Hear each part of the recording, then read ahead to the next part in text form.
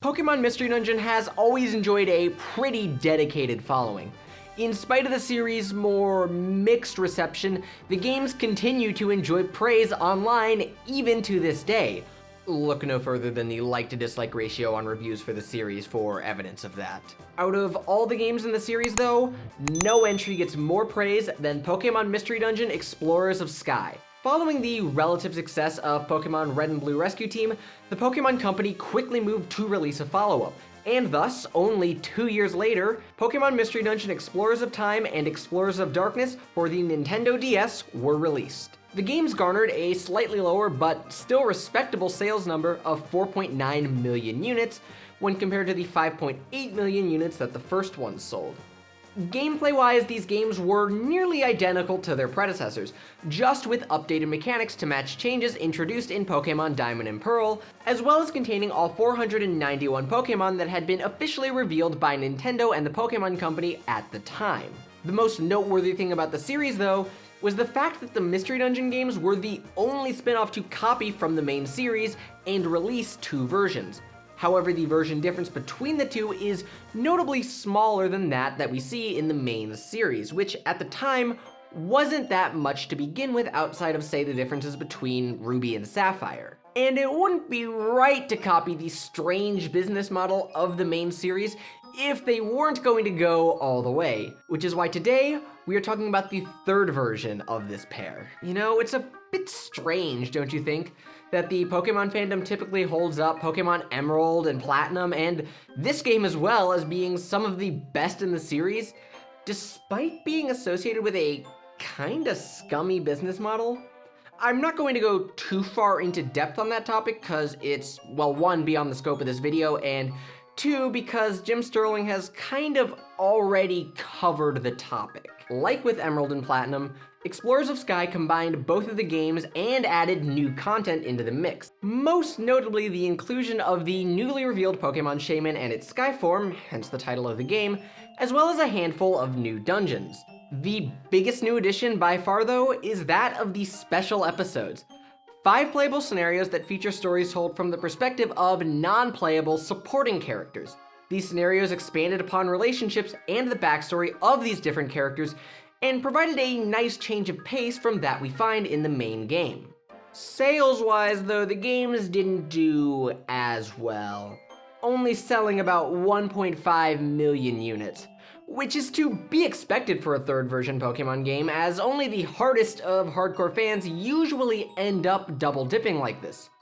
However, what's noteworthy is that after this point, it seems like the Mystery Dungeon craze might have died down a bit, as all future entries in the series have similar sales numbers to that of Explorers of Sky, and never really come close to what the first 2 games had pulled.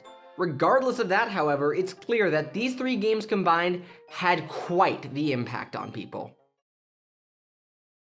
I've decided for the sake of this video to not really talk too much about the gameplay, as it frankly hasn't changed that much over the years, so there isn't much that I haven't already talked about in previous videos. And since it's generally agreed upon that the story is the highlight of the experience, I've decided to focus the entirety of my video on discussing that.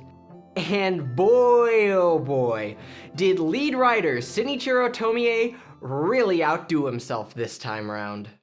The story explores a lot of the same themes as the first game, but just does it better.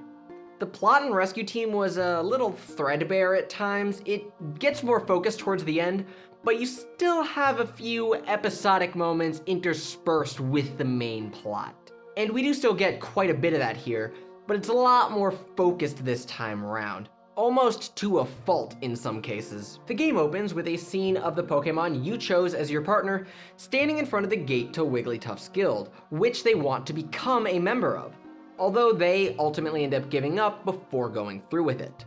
During this scene, we're introduced to the Relic Fragment, a stone that your partner carries around that carries a mysterious inscription on it.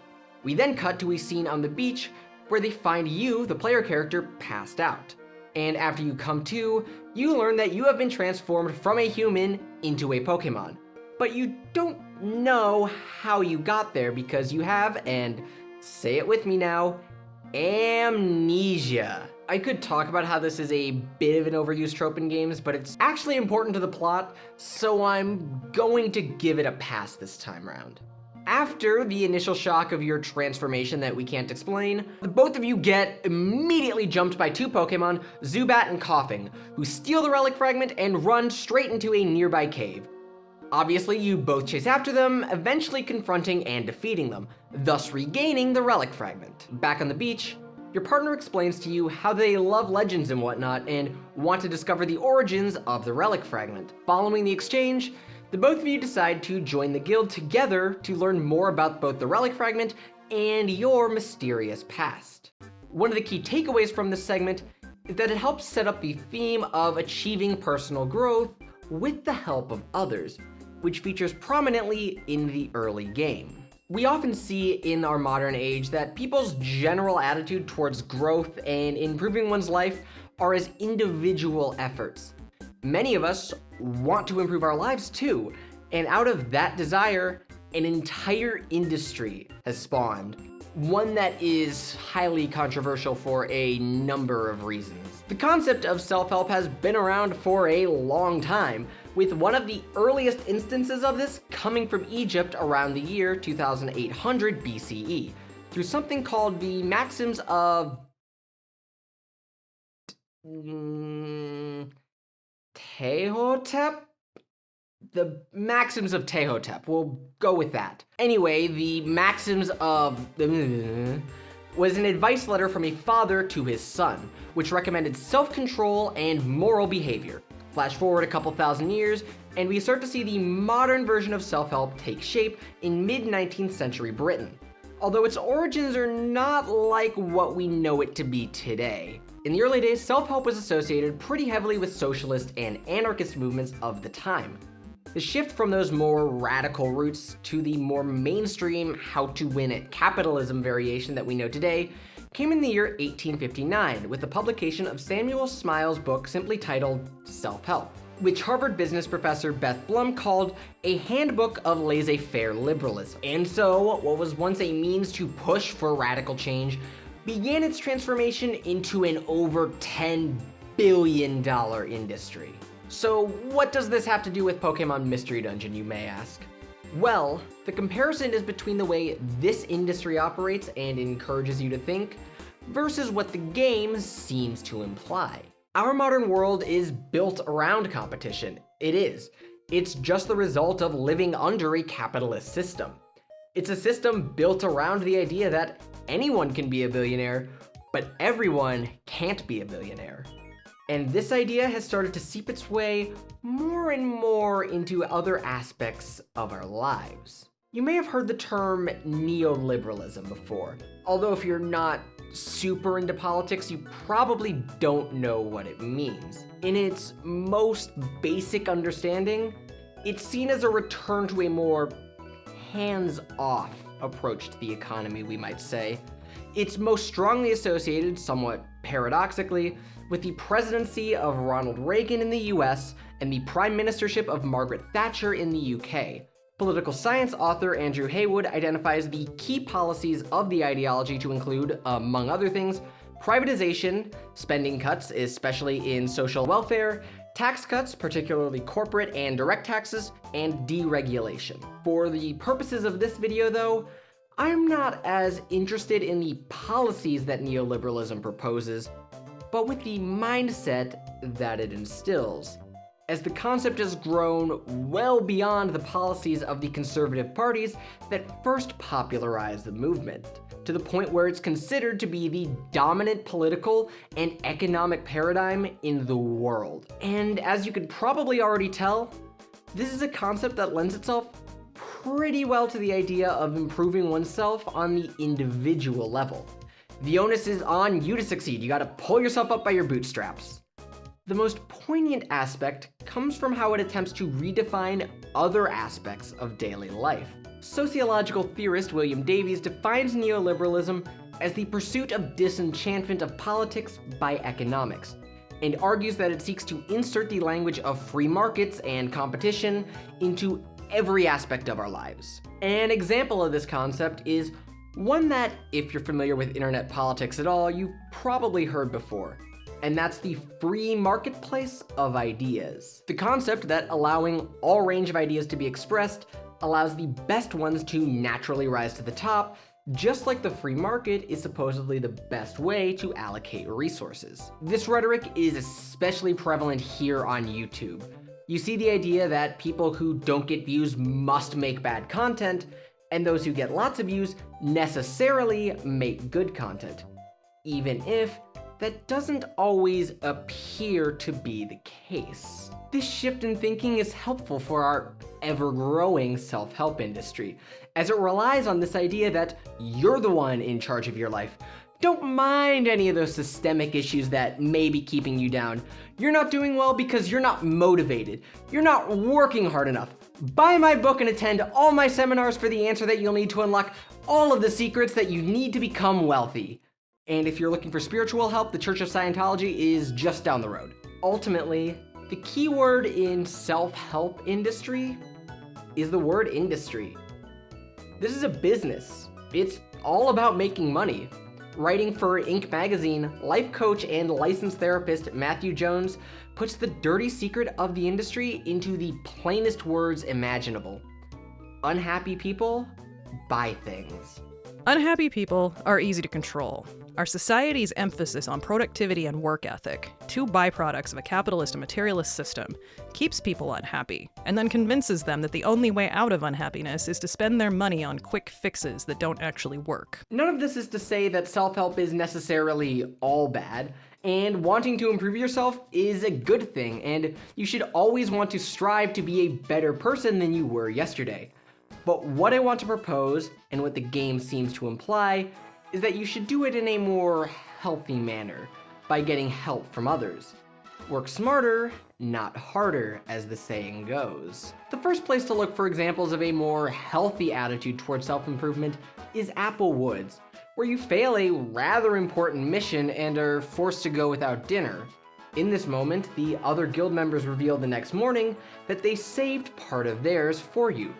They explain that we can all use help when we're down, and every one of us needs to be able to work hard in order to get picked for the expedition. The idea here is that we rise and fall together. This notion is repeated in Special Episode 1, Bidoof's Wish, where the mid-boss of Star Cave ends with the entire guild showing up to help out Bidoof from the jam he's in, before allowing him to ultimately go on and meet Jirachi. Even the ending of the section kinda reinforces this idea of collaborative growth, as Bidoof gives up the wish to become the greatest explorer ever, as he decides he wants to work for it instead. So he decides to opt for a buddy or two, who presumably are you and your partner, who then ultimately end up teaming up with Bidoof during the expedition. Frankly, the ultimate expression of this concept comes from the ending, where your partner is forced to go on without you, having undergone tremendous personal growth because of their friendship with you, to the point where they're able to do things on their own that they previously weren't able to. And what's a more powerful message than that? In addition to this, we have several cases where the game encourages not just receiving help from others in order to grow, but how one can grow by helping other people. The earliest case of this comes from your first outlaw mission in the game. This situation was meant to be our character's first introduction to hunting down outlaws for the guild, so Bidoof was going to pick one out for us, presumably one that was fairly easy to take down. But instead, your partner recognizes one of the faces on the board as Drowsy, who you just saw offer to help Azurill, who, might I remind you, is a literal child in the context of the story. Due to that, you and your partner immediately rush to Mount Bristol to confront Drowsy without a second thought. This acts as both a way to reinforce helping people as an ideal put forward by the game, but also as a major sign of growth for your partner. At the beginning, they couldn't even bring themselves to enter Wigglytuff's guild. And then, here they are, right after the third main story dungeon in the game, rushing out to confront someone without a second thought. We see later that they still have a ways to go, but in that moment, we catch a glimpse of the Pokemon they are going to become.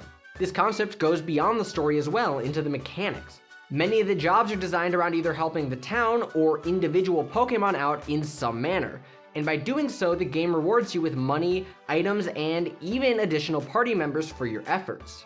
In addition, since these jobs all take place in dungeons, you will also likely gain experience and potentially level up as well, reinforcing the idea of growth through helping others by giving us a way to break the monotony of the grind. Now, granted, this comparison is a bit limited due to the fact that Wigglytuff's Guild is essentially a business, and ideally you shouldn't always expect immediate monetary or material rewards for your effort. You should just help people because it's the right thing, and because by helping others, you can expect to obtain help in return. I don't mean this in a weird white knight, nice guy type of way either, but rather in the sense that if you want people to help you, you should probably help others, because if you don't help people, you might find yourself left to your own devices when you need it most. This concept is literally called the Golden Rule, and was present in virtually every ancient society. The Bible goes so far to mention it twice, once in Leviticus 19:18, where it says, "Take no revenge and cherish no grudge against your own people. You shall love your neighbor as yourself." And again in Matthew 7:12, "Do to others what you would have them do to you. This is the law and the prophets." Similarly, Confucius is credited as having said the same thing in chapter 15 of the Analects. Zhi Gong asked, "Is there a single concept that we can take as a guide for actions for our whole life?" Confucius said, "What about reciprocity? What you don't like done to yourself, don't do to others." And we see this concept explored in a few cases in the game. One prominent moment is following the trip to the future, where you and your partner have to wrestle with the fact that Dusknoir seems to have deceived you. We see all the relative kindness Dusknoir showed you in the past, and the relative hostility of Grovyle in your few encounters color your partner's perception and lead them to deny the reality of what's going on. We see a similar case with the backstory surrounding Lapras, where we learn that he previously helped Chatot following being injured defending Wigglytuff. A case of someone helping a complete stranger despite having no real reason to. He was able to get Wigglytuff to promise not to explore any further, a promise which Wigglytuff honors until it becomes obvious that it has to be broken in order to save the world. At which point, he at least affords Lapras the kindness of a heads up and an explanation of the circumstances. Based on all of this, the game seems to imply that it's a natural compulsion to help people, that it might be a normal response, almost like humans are naturally empathetic. Between the years 1890 and 1986, an exiled Russian aristocrat living in England named Peter Kropotkin published a series of essays that were later collected and given the title Mutual Aid, a Factor in Evolution, where, as the name implies, he argued that the concept of reciprocity is present in both the animal kingdom and virtually every stage of human society. His point was to rebut the social Darwinist ideas at the time and suggest that cooperation, rather than competition, was what natural selection seemed to favor. The book is fairly popular in more radical circles. Kropotkin himself was an anarchist, but his ideas still have some mainstream influence. His work wasn't completely perfect, but biologists today do acknowledge the role that Kropotkin played in laying the foundation for future studies into the idea of mutualism in relation to natural selection. In 1988, the evolutionary biologist Stephen Jay Gould praised Kropotkin for what he wrote, claiming, "The central logic of Kropotkin's argument is simple, straightforward, and largely cogent." However, he did point out a few flaws he had with the work overall. The first of these is a mistake in how the concept of evolution is understood, even if ultimately Kropotkin's conclusions can still follow from what Darwin wrote. He did commit a common conceptual error in failing to recognize that natural selection is an argument about advantages to individual organisms, however they may struggle. The result of struggle for existence may be cooperation rather than competition, but mutual aid must benefit individual organisms in Darwin's world of explanation. Kropotkin sometimes speaks of mutual aid as selected for the benefit of entire populations or species, a concept foreign to classic Darwinian logic, where organisms work, albeit unconsciously, for their own benefit in terms of genes passed to future generations. But Kropotkin also and often recognized that selection for mutual aid directly benefits each individual in its own struggle for personal success. Thus, if Kropotkin did not grasp the full implication of Darwin's basic argument, he did include the orthodox solution as his primary justification for mutual aid. The second issue that Gould has to do more so with the idea of trying to justify certain behaviors and morality using the concept of nature as a framework. When such claims imbue nature with just those properties that make us feel good or fuel our prejudices, be doubly suspicious. I am especially wary of arguments that find kindness, mutuality, synergism, harmony, the very elements that we strive mightily and so often unsuccessfully to put into our own lives intrinsically in nature. There are no shortcuts to moral insight. Nature is not intrinsically anything that can offer comfort or solace in human terms, if only because our species is such an insignificant latecomer in a world not constructed for us. So much the better. The answers to moral dilemmas are not lying out there waiting to be discovered. That critique is going to be important, as the last major theme in the game that I want to explore is going to push up against a lot of what we've discussed so far and defy a huge component of Darwin's theory. Towards the end of the game, right before the final dungeon, we learned something about this game's world that radically recontextualizes everything we've seen so far. We learned that in this world, by changing the past, you cause all Pokemon from the future to disappear.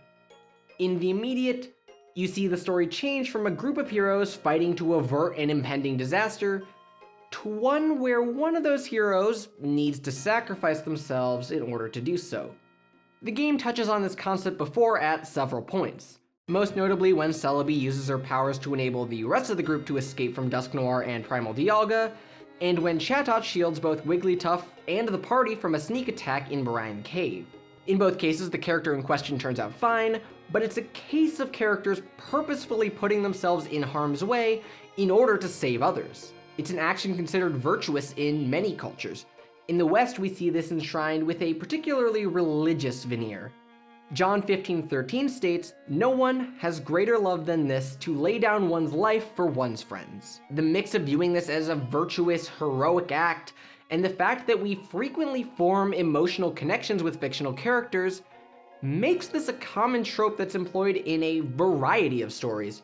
We even see a form of anti-trope in the case of Final Fantasy VII and its major character death, which the game goes out of its way to show as an instance of pointless violence and not something that was at all necessary for the events to play out the way that they did. In Special Episode 5, In the Future of Darkness, we see the concept of sacrifice presented to Grovyle and Dusknoir in the future. At this point, Grovyle has set his peace with his life and has committed to changing the future.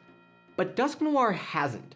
He's afraid of death, he doesn't want to disappear, and so he'll do anything to prevent it. And according to Darwin's theory, that's something that natural selection would encourage, as disappearing would kinda prevent you from passing on your genes. That's where what Gould said about Kropotkin comes into play. Dusknoir's course of action is the more evolutionarily justifiable and thus more natural one. It seems like this is a case where selfishness is rewarded. But the game still portrays sacrificing oneself as the virtuous option, in defiance of whether or not it's natural, if that term has any real meaning at all. In this moment though, Grovyle makes a plea to Dusknoir to stop living in service of another, but to live for himself. That it's better to live a short life that is yours than a long one where you're just a puppet. This is a topic that I've touched on before in relationship to Persona 5 Royal, and many of the comments expressed that very sentiment. They rejected the offer of a perfect reality where their life is controlled by its creator to one where they have control over their lives. One person expressly stated that they would rather be dead than be the puppet of another, which, while it sounds extreme, is literally what Grovile is telling Dusk Noir to do. And yes, this is a case where both my comment section and actual research done by scientists show that this is a case where there is no real consensus on what people would actually do. And depending on the circumstances, people will still react in different ways that are nowhere near unanimous. When the fact of the player's disappearance is given to us in-game, it's at a point where we have no choice but to act. The world is going to face disaster if we don't, but at the same time, there's a problem. You're completely different than you were, Piplup. And the reason for that is now you've got Chimchar. Huh? You see, Chimchar's gotten quite close to you, and if Chimchar knew that this was to be the end for you, it would be so very sad. You're right, Grovile. What will happen? Yeah. The game makes it clear that by doing so you will save the world, but it will hurt your friend in the process. But that's not the real problem I'm talking about. The real one is the implications behind this action. So we've been to the future, we've met some of the Pokemon there, and we know that if we change the future, they'll disappear. So in a sense, we're sacrificing more than our own lives, but the lives of everyone we knew before going back in time. So we have to ask ourselves, is that right? Do we have a right to sacrifice the future existence of these characters in order to ensure a happier future for those that will inhabit the world in their stead? In a sense, this is an instance of the trolley problem. In its most basic form, you have a trolley hurtling towards a group of 5 people, and next to it is a switch to change the tracks. But by doing so, it'll cause the trolley to hit one person instead. Do you pull the lever and cause one person to die, or do you do nothing and cause the death of 5? Now, granted, this concept has been criticized for being overly simplistic for most actual moral situations, presenting a binary choice of actions where in some cases you may have more options. This may be part of why there are so many internet memes that present alternative versions of this dilemma.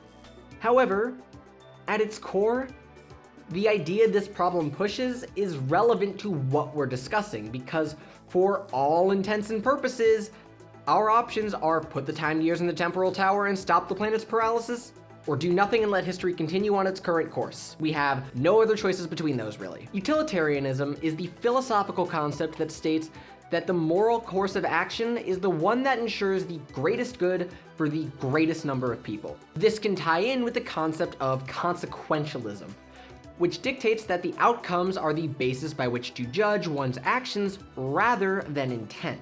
Under this framework, one would pull the lever.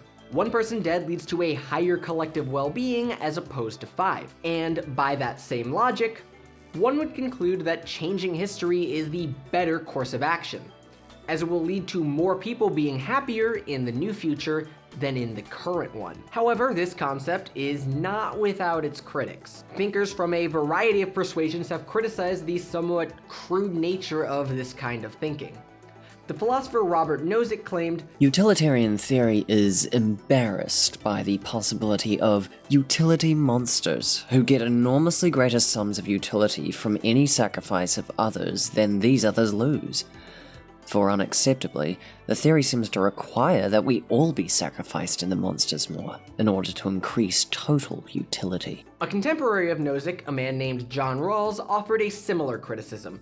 In his book, A Theory of Justice, he states, "This view of social cooperation is the consequence of extending to society the principle of choice for one man, and then, to make this extension work, conflating all persons into one through the imaginative acts of the impartial sympathetic spectator. Utilitarianism does not take seriously the distinction between persons." Both of these men viewed human life as having a unique value that cannot be infringed upon for the sake of some sort of utilitarian calculation. However, the major difference between this and the trolley problem is the fact that we're talking about going back in time to change the course of history. The most common real-life thought experiment surrounding this is the question about going back in time to kill a baby Hitler to avert the Second World War. To which many thinkers would say, no, first and foremost because baby Hitler did nothing wrong. You can't kill someone for something that they're going to do. And there's also the argument that the material conditions set by the Treaty of Versailles and the Great Depression were more important than the personal character of Hitler. Someone else would have likely filled his role, but that's not super relevant to our discussion. We're more interested in the concept of changing history so radically for the sake of ensuring a better outcome that many people would likely not exist in this new future. This question segues very nicely into another key element here, and that is the distinction between killing and letting die. If you reject a strict utilitarian and consequentialist outlook, you need to answer if it's acceptable to perform an action that directly leads to someone dying, as opposed to inaction that leads to someone's death. This is most notably applicable in the case of medical ethics, where the distinction between intentionally ending a patient's life via overdose and removing a patient from life support at their request is a rather important one. The philosopher Judith Jarvis Thompson, on the other hand, seems to think it's a distinction without a difference. In a 1976 paper, she discussed these ideas and concluded, "The thesis that killing is worse than letting die cannot be used in any simple mechanical way in order to yield conclusions about abortion, euthanasia, and the distribution of scarce medical resources. The cases have to be looked at individually. There are circumstances in which, even if it is true that killing is worse than letting die, one may choose to kill instead of letting die." Based on Thompson's conclusions, it seems like we may still be in the right to do what we're doing, but that's a decision that everyone has to come to for themselves. So feel free to let me know what you think in the comments below this video. So as we've seen, this rather simple story for kids can have death behind it. There is death, but not what I wanted to say. So, as we've seen, this rather simple story for kids can have depth behind it if you look for it. And I already know some of you may see parts of this as being a bit of a stretch, and that there's no way that the writers intended any of this. But I ask you this, does it matter? Is authorial intent that important? Or is it the meaning we get from a work that is a true representation of what it means to us? You may have heard the term death of the author before, usually in light of when creators of popular pieces of media express their rather disgusting personal beliefs, and we decide to look for a way to distance our enjoyment of that media from the people who created it. And we can talk about whether or not that's acceptable. Many much larger creators than me, including Lindsay Ellis and Sarah Z, have already covered this topic in relation to the whole J.K. Rowling TERF debacle. So this is me from the future. So this video was recorded on January 23rd, which was before ContraPoints uploaded her video on the topic. It doesn't directly talk about Death of the Author, but I thought I would at least say that I have seen it. It's really good, so I'm going to link it in the description below this video alongside Sarah and Lindsay's videos for you to check out if you want to. But that's not all it's good for. It's also useful in determining what a piece of work means to you, independent of who wrote it. And hey, that's what makes interpreting media fun. Seeing what you can pull from a work and not worrying about, did the author actually intend it? Because God knows most of the things I say are probably things that the author never intended. Frankly, what makes these games so strong is the fact that they allow for greater commentary on the world while wrapping it in a fun, addicting adventure with all of the feels that go with it. Pokémon Mystery Dungeon Explorers of Sky is definitely one of the best games in the franchise. And I don't just mean Mystery Dungeon. I mean Pokemon as a whole. I mean that completely seriously, I'm not being hyperbolic. It's a great time and should be made accessible to everyone. Can we please get a remake, Nintendo? Thank you so much for watching this video, but before you click off, I've got two announcements I want to make. The first is that the channel now officially has a Discord server, so if you want to join that, the link for that is in the description, alongside the link to my Patreon for this channel. So if you have any money to spare and you want to help support the channel, there you go. Also, special thanks to Lacey Wood, Chill Goblin, Eggsbox, and No16275 for offering voice work for this video. I've provided links to their profiles in the description down below for you to check out as well. Otherwise though, I hope you guys have a really amazing day, and until next time guys, peace!